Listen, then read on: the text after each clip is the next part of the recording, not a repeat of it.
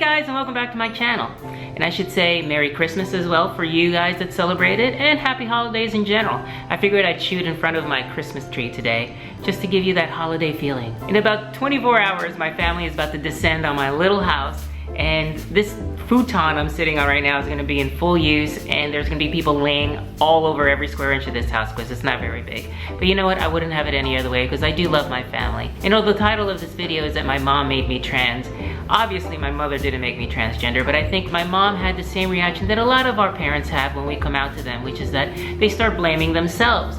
They want to know what it is that they did that made us this way. And I think that's true no matter what kind of issues we have in our lives, whether we're transgender or gay or bisexual or lesbian or any of a lot of different things. Our parents always tend to blame themselves. And my mom is no different, so when I came out to her, she blamed herself. Besides the first thing she said, which is, how long have you known that you like men? Because a lot of people assume that transition is about sex, and she just assumed that I wanted to be a woman because I wanted to have sex with men. I talk in greater depth about my coming out experience in another video, and I'll put a little link to it down here. But when I came out to her, she kind of racked her brain for all the different little things that she could have done that maybe would have prevented me from being transgender. One of those things has to do with Christmas, which happened many years ago when I was maybe about 10 years old, when I was first starting to have these sort of non-gender appropriate thoughts, I guess you could say. And that is, I asked my mom for a boys ballet outfit. A boys one isn't really what I wanted a girls one. And in fact, I would try something like that later on, and I got caught, and that's the subject of another video that I'll put a link for here. She kept putting me off until eventually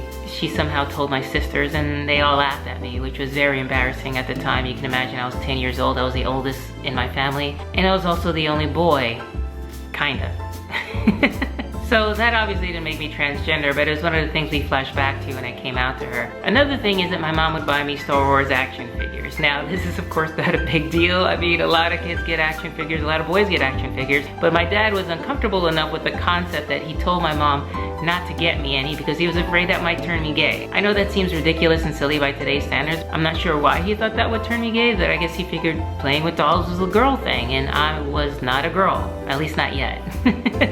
Now, after I came out to my mom, I went to live with her for a little while here in Florida, and she was really kind of mean to me, I'll just say. She was not very accepting at all, and she was convinced I was making a mistake, so she did her level best to try to convince me I was. One day I just had it with all the negativity and all the pressure she was putting me under, so I decided to give her a little taste of her own medicine. And what I did was, and yeah, this is a little mean, I told her, do you remember what happened to me when I was a kid? And what I was referring to was this incident that happened to me when I was very young, a baby really, in my parents' car. I was in a baby seat in the back seat of the car while my dad worked on it in the garage.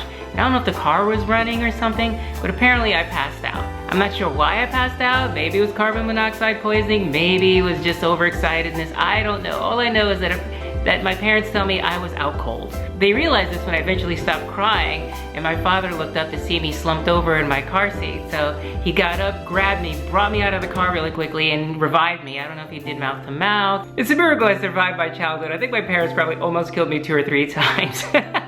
Anyway, at this particular moment in time, I'm frustrated with my mom, I look at her and I go, Mom, that was the moment. That was the moment I became transgender because of that one incident. And yeah, that was a little mean, but she was putting me through so much. I just needed to find a way to put the screws to her a little bit. And she said, oh my God, you really think that was it? And I said, no, that wasn't it, Mom. It's just the way I was born. This is the way we are all born. But I think our parents do try to find a way to come up with an explanation and a rationale, when sometimes the only explanation is that this is the way we are. I understand she found it difficult, and I understand a lot of people find it difficult because self-acceptance is hard for us as transgender people. But it's a lesson I also try to teach my son, that I accept him the way he is, that I love him no matter what. I hope you liked that story. Please like, share, and subscribe if you did. I hope to come back next week with a video with one of my sisters, or maybe another member of my family, maybe even my mom. Could you imagine that?